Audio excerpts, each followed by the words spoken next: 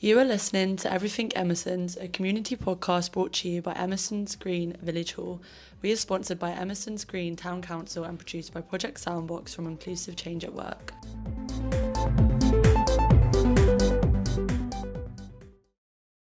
Hi, I'm Tom, and I'm here with Jazz from Everything Emerson. Hi, Jazz. Hello. Today we're talking with Shea Stew, Emerson's Youth Liaison Officer. Good morning, Shay. Good morning. Good morning. Could you tell us a little bit about your background and previous experiences, and then also how that's led to your inspiration to take on the role here in Emerson's Green? Yeah, absolutely. So my career started 21 years ago in youth development. And it started through DJing work, ironically, because I was teaching young people who were very similar ages to me in a local college. And from that, I got headhunted by a person that knew me from a few years before from a youth club who booted me out of the youth club because I was a bit of a naughty child. There we go. I was a bit of a naughty teenager. But yeah, it sparked a beautiful 21 year career. I'm now 41. And yeah, it's been a beautiful journey. But my background comes from music. But I was with Wiltshire Council for 11 years, where I got to do lots of wonderful projects. I ended up being part of the management for what was the Bridge Centre in Chippenham, which was a great big youth centre right in the middle of a roundabout. Strange.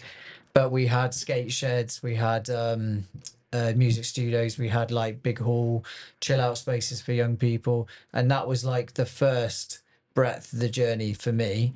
And since leaving Wiltshire Council, I've done a lot of work in Bristol, working for various organisations within the charity sector, but also kind of doing consultancy work as well on kind of how to engage and disengage young people, but from the streets, because that's where my skill set really is. I'm all about engagement, but mobile. So I ran the Youth Club on Wheels project in Bristol for 5 years until recently, which was essentially a youth centre that drove about. Very cool. So this is something that I'm doing at the moment. I'm looking to build another one in this area. Right, that'd be quite interesting. Yeah. I think, yeah. So I guess kind of similar question, but linking on, could you kind of explain like the day-to-day life of a youth liaison officer? Was every day like quite different? Every day is different. Yeah. Like so my new role is very, very different to what I was doing before. So this is very developmental. So a lot of my work over the last 4 months has been about, let's get all of the bits together ready, and then we can go hellfire and start engaging young people in this area. But a lot of my work of the last few months has been also designing a mobile provision for the area too. And we have some awesome designs, and the new community club on wheels is going to be epic. Right. That's quite interesting. So how do you plan to include younger voices in this decision making, and like how can we get involved in Emerson's Green? So the first thing for this is youth work is all about young people voices. And that is one of my biggest roles, is to encompass all things young people with what they think, feel, and move things forward. Because ultimately adults can make some decisions, but actually I think young people should make their own decisions with things that they want to see, especially if it's provision for them. So in all of that question, how would I? By having all the young people that I engage come in and make decisions almost for me sometimes. So one of my biggest jobs over the next 3 months is to start getting the voices of young people anyway. So out on the streets, you engage groups that are just hanging out, doing stuff, bored. Right, we're going to produce activities that they want to produce. It could be DJ workshops on the street. It could be a little bit of football. It could be just a bit of chilled out, anything. But with that, you build the relationships with the young people. And what I'd like to see is we'd be using our town chambers soon for young people to come in and help make decisions on everything that is youth. related in the area.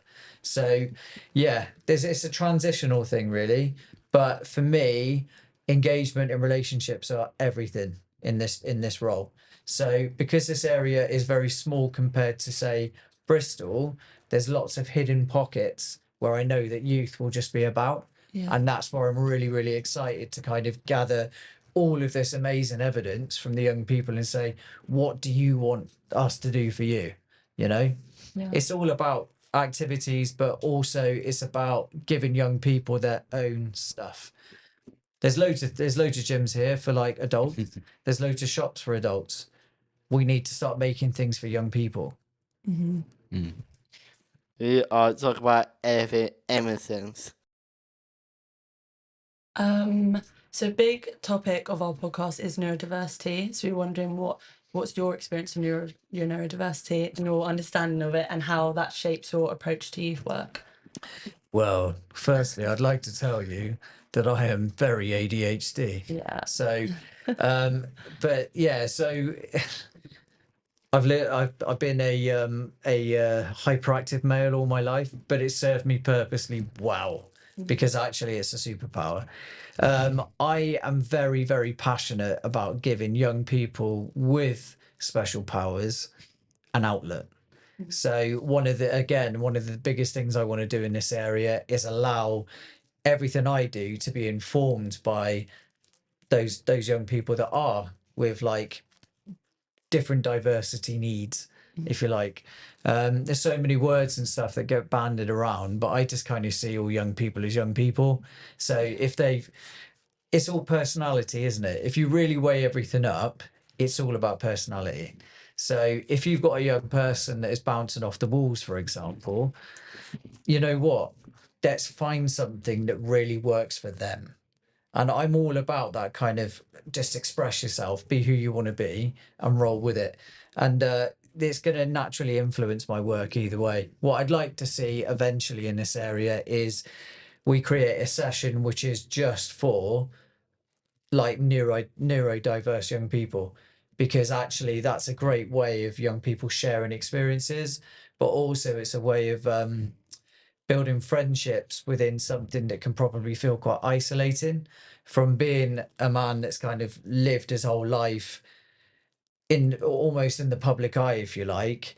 It doesn't matter how many people know you and how well respected you might be. In truth, it can be the most isolating place on the planet if you've got ADHD or whatever else.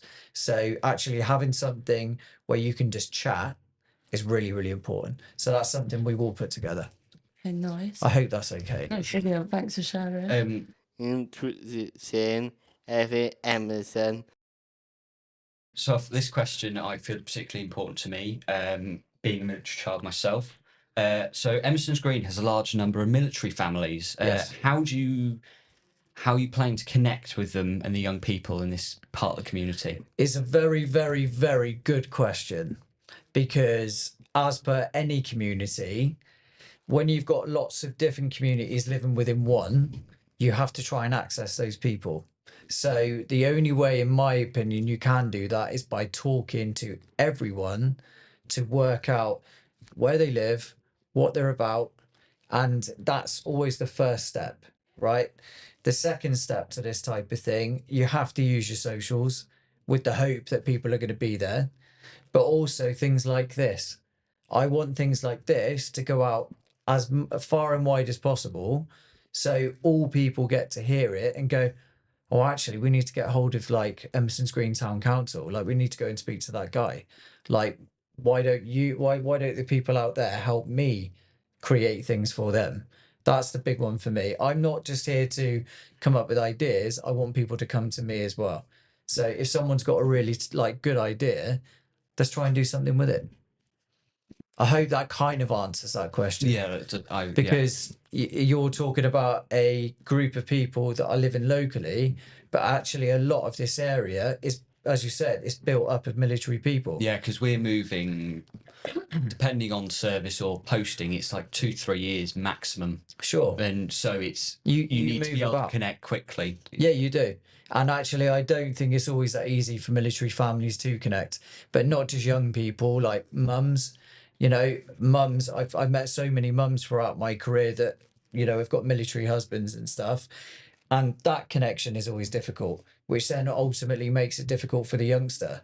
So I completely understand with that. I understand where you are with that. I resonate with it as well. I grew up, part of my life was around Lavington Barracks.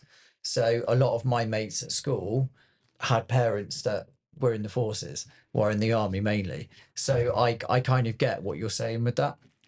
I think I think there needs to be more groups as well, specific to kind of spread words and things like that, because not everyone will use social media. But again, something I'm noticing in this area is that it needs a bit of coordination. So it needs coordination between what everyone's doing, service and community wise. So that's kind of one of the things that's on the back burner in my head, is to try and join as many things together and people, because then you create a wider offer overall. So as you previously mentioned, you're also a DJ. I guess you've kind of answered this question already, but could you tell us a bit more about that part of your life, like how you got into it and how it connects with your work with young people, but also neurodiversity? Yeah, for sure. So 13 years old, I got my first set of decks back in the days where it was vinyl. I cost my mum and dad a lot of money that day because they bought me my first setup. I had to pay that back over 2 years just to confirm. Yeah, it took a long time. But anyway, that's where it started. I started playing in like local youth clubs and stuff like that. So I'd go into youth clubs and then like a packet of peanuts, like hardly any money, but I loved DJing. There was something about the way it made me felt. I'm just like, yeah. And plus I'm a music head.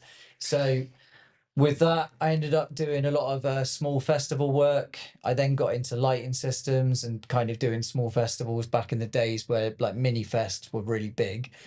I had a really great time. Did Ibiza as well in on the trance scene, because I was a bit of a trance raver, if you like. Loved it.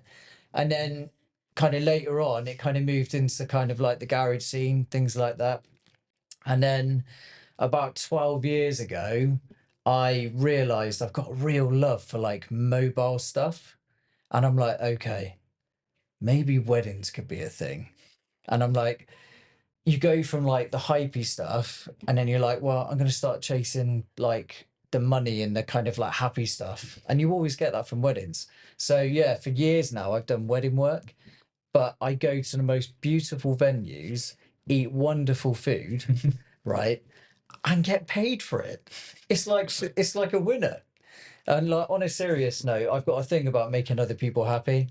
And I get a great joy from weddings because everyone there is there to have fun. So the music's diverse, but really it's about personality and what you throw into it.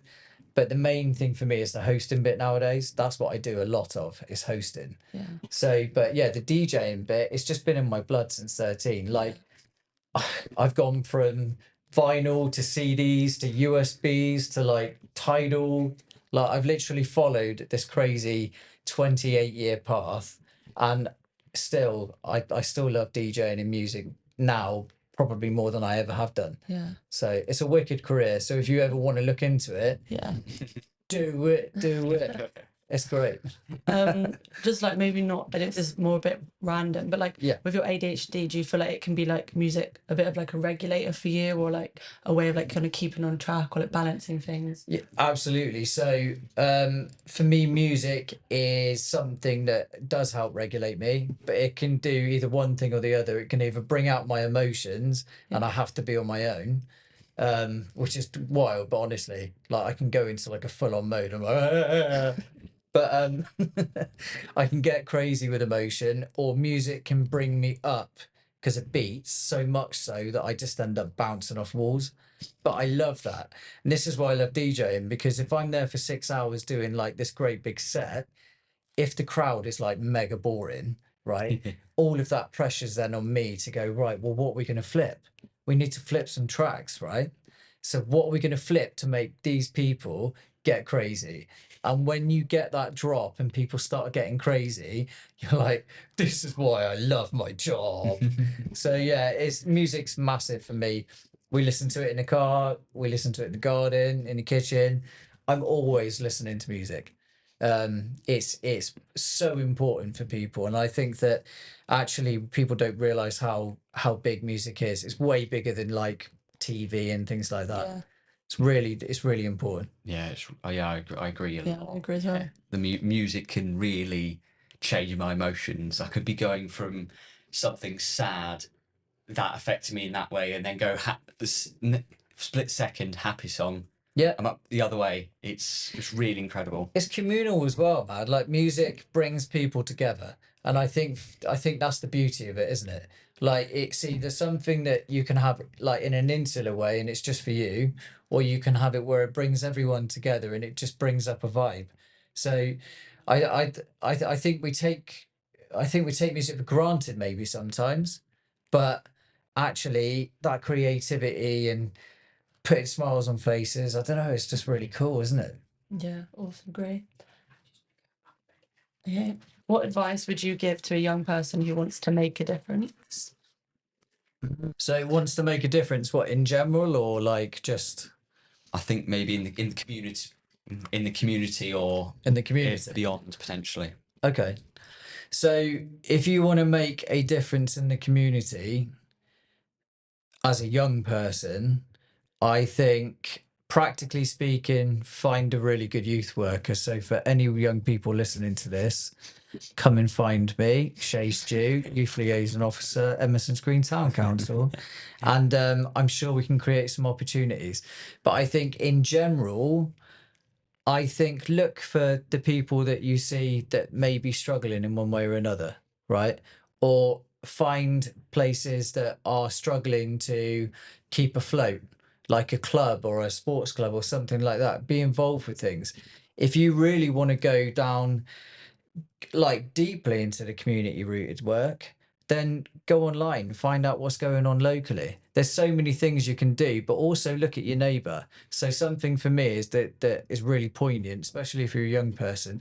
Look at the people who live near you. Have you got older people living near you?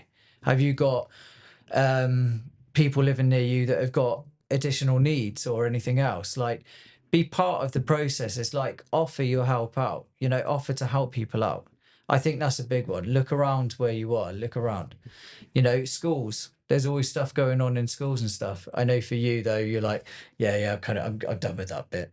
I can imagine. Not yet. Not quite yet. Really? Yeah, I'm very much happy to be done with the GCSEs because they've been a lot. It's quite a lot. I Sure. made some choices which I regretted with my subject choices. So I chose to do art and DT, which is an insane amount of coursework. Yeah. Which that was not a fun time. Sure. But I've got through it. It's done now, so I'm happy to be done with it. But yeah, it's I'm not done with school yet. I think I've still want to keep going. Still, yeah. I think the struggle with for me, it'd be a bit more difficult to reach out to schools around here because I'm bored. I'm away for here for over half the year. Wow. Yeah. But yeah, it's reaching out to the school and also because my age, because I'm just finished GCSEs and I'm not of the age where I can sort of interact as well. It's a tough age, isn't it? 16 to 18, I think is quite difficult because you're an older young person. Yeah. But you're not old enough to do some of those things yet. So you kind of find yourself in a bit of a kind of limbo, I guess. Yes. And I think that is quite a testing time because you learn a lot about yourself at your age group now. And I think equally when you get to 18, you start getting those questions like, what is my life about? Do you know what I mean? Like, it's always questions. So yeah, I don't think it's easy being a young person at all. Actually, sometimes I really don't. My daughter's 16. She's just left school as well.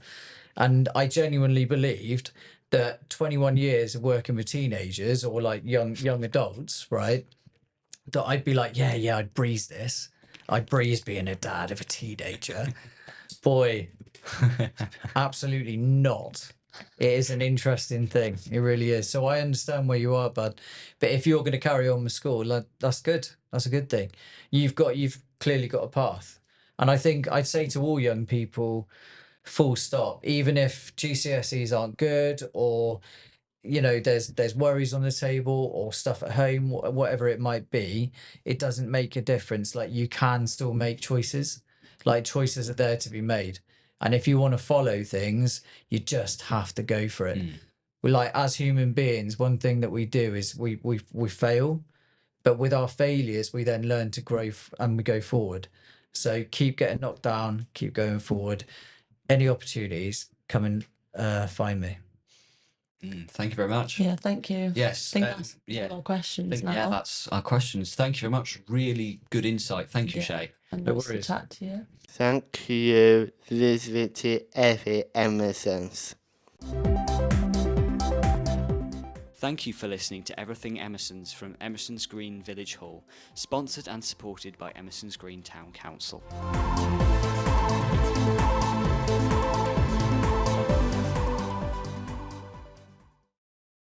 Do you want to create a more inclusive digital world? Project Sandbox from Inclusive Change at Work is a groundbreaking podcast training program for young people. They learn digital skills, build confidence, and tackle online safety through lived experience. Sponsor an episode and be part of real change. Visit icall-cic.com/sandbox to get involved.